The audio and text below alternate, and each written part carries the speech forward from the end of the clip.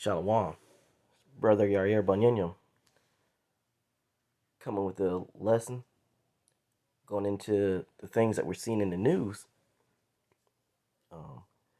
and we're seeing what Russia is getting down with.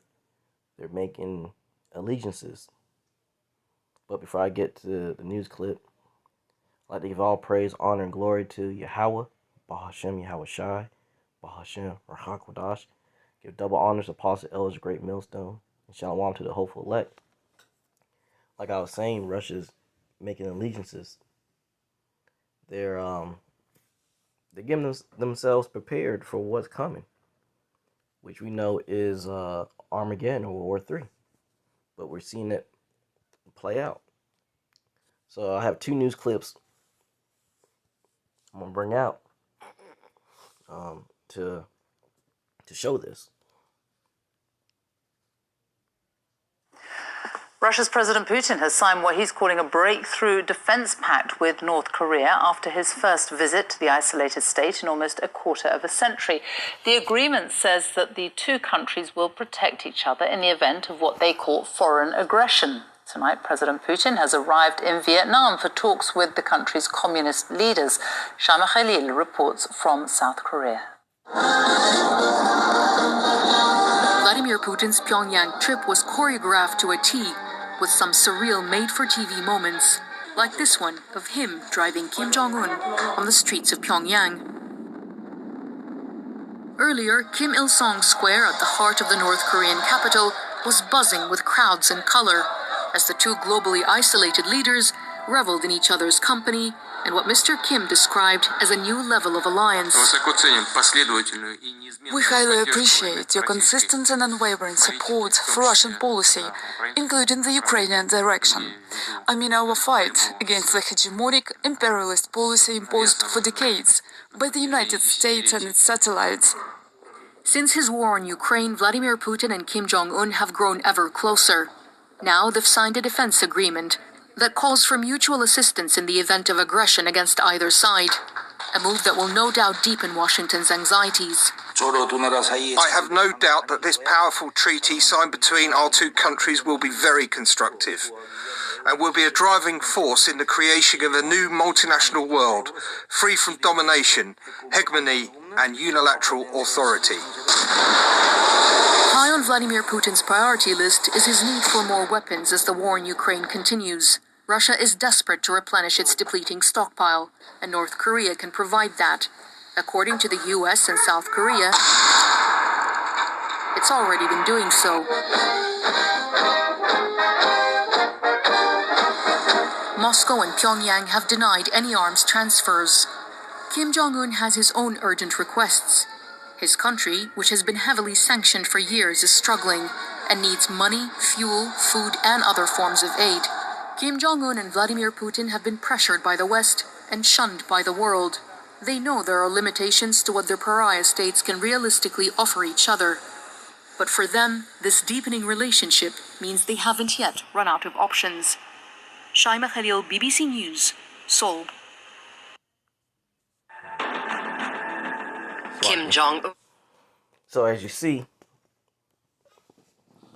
Russia and North Korea, they signed a pact. They're going to come to aid when either their countries are being threatened by America or other NATO countries. They're getting things locked in because we know Armageddon or World War III is on the horizon. We're getting closer and closer. We can see it just through that clip right there. Now let me show you this other clip, because they mentioned it in that news clip that Russia went to Vietnam. Communist Party leaders in Vietnam are giving a red carpet welcome to the Russian President Vladimir Putin. Vietnamese President To Lam congratulated Putin on his re-election and praised Russia's achievements, including domestic political stability. The leaders are discussing cooperation on trade, energy and military equipment. The US has criticised the visit for giving a platform to Mr. Putin while his forces continue their war in Ukraine. Our correspondent in Seoul, Shaima Khalil, gave us her analysis. This is the second leg of his Asia trip, and again, I think what Vladimir Putin wants to demonstrate here, that he has friends in the region, that he has allies, he's not as isolated as the rest of the West touts him to be. But as you say, this is a country that has strong and historical relationships with Russia. Vietnam still remembers and is still grateful for that assistance that the Soviet Union gave them in the decades during their war with the French and the United States. It's actually been described in Vietnam as a relationship that with loyalty and gratitude. But yes, it finds itself in having to walk a very tight rope. On one hand, it's got this very deep relationship with Russia. It is welcoming the President Vladimir Putin. The armed forces still use Russian-made weapons. Russian companies are still the chosen partner when it comes to oil excavation, oil exploration in the disputed South China Sea. However, when it comes to trade, China, the United States, the rest of Europe precede Russia at the moment, and it has to appease them.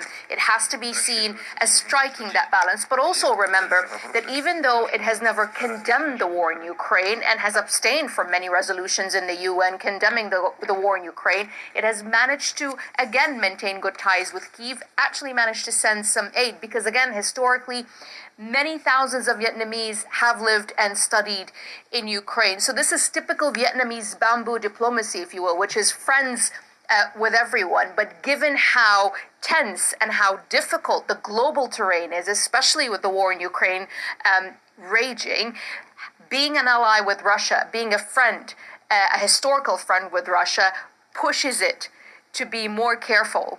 They're going to be very, very hospitable. They're going, as you say, to roll out the red carpet. Will be a very, very warm reception. But I think it's also going to maintain a dotted contact line to reassure Russia, to reassure the United States and China that it's keeping that balance right. There has been a rebuke, hasn't there, though, from Washington for the fact of inviting the president in the first place.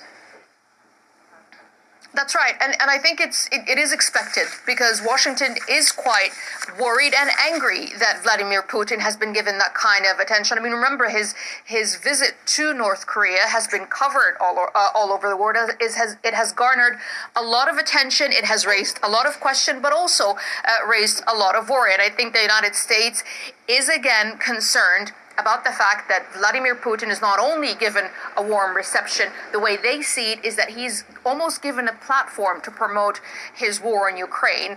It is going to be a different visit because it's a different relationship. I think what you saw in North Korea is that those are two leaders that need each other at a time when they're both very, very isolated. I think with this one, it's cementing an already very strong historical relationship.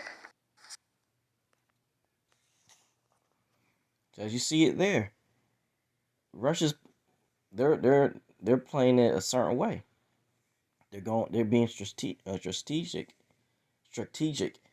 in their endeavors to gain support. Like the news broadcast says, Russia and North Korea are two isolated countries. They need each other, and that's what Putin and Kim Jong-un they're doing. They're gonna link themselves up with each other. And he's doing the same thing with Vietnam. And it's funny, they saying all that, but, America's mad and everything. But in the day, did not America invade Vietnam? And the government murdered a lot of Vietnamese men, women, and children during the Vietnam conflict. At the end of the day, these other countries can do whatever they want to do. They have their own, sovereignty. They can do what they want. For America to say something is wild, but that's what this wicked ass place of Babylon does. They want to be the world police on everybody. And these other countries are sick and tired of it. This is why they're going to join forces. Like this, in Ezekiel the 38th chapter mentions that Russia is going to be the head of all these other countries when they band together to go against Babylon, which is America, and the other, NATO countries, but specifically Babylon, America. So we see it's going down. Joel the third chapter is coming to pass. It's getting closer and closer to Armageddon or World War III. These countries are linking themselves up with Russia. Russia's going to be the head, the figurehead.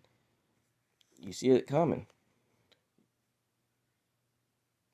Joel the third chapter, I'm going to start verse 9. It tells you what? Proclaim ye this among the Gentiles. Prepare war. Wake up the mighty men. Let all the men of war draw near. Let them come up. Verse 10.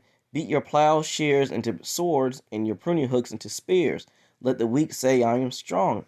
They're all banding together. These nations that are considered weak compared to Babylon, America, they're banding together and they're going to be strong together. Verse 11, assemble yourselves and come, all ye heathen, and gather yourselves together round about. Thither cause thy mighty ones to come down, O Lord. Let the, verse 12, continue on. Let the heathen be wakened and come up to the valley of Jehoshaphat, for there will I sit to judge all the heathen round about.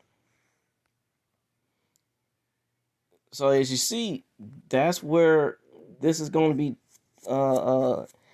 that great war, the last war on this earth, Armageddon, World War III. It's going to be taking place in the Valley of Jehoshaphat, which is what they call the Middle East, Saudi Arabia, in that land region. Which is, there's no Middle East, it's West Asia. But anywho, that's what's going to happen. And we've seen it take place. But both those news clips, you see what's coming. Putin more likely will be going to other countries within these next couple months, visiting them, making more allegiances. They already got the BRICS going on: Brazil, Russia, India, China, South Africa, and there's other countries joining on with that. So if you can't see it, hey, it's just Yahweh Shem Shai has you blinded to what's going on out here. But a lot of people are talking about World War III. They can see it on the horizon. So,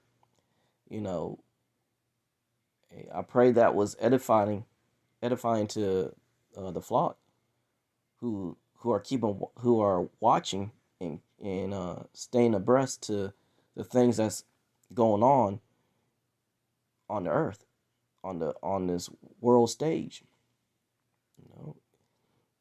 Keep your mind focused on these scriptures, because we're seeing these things, we've seen these prophecies.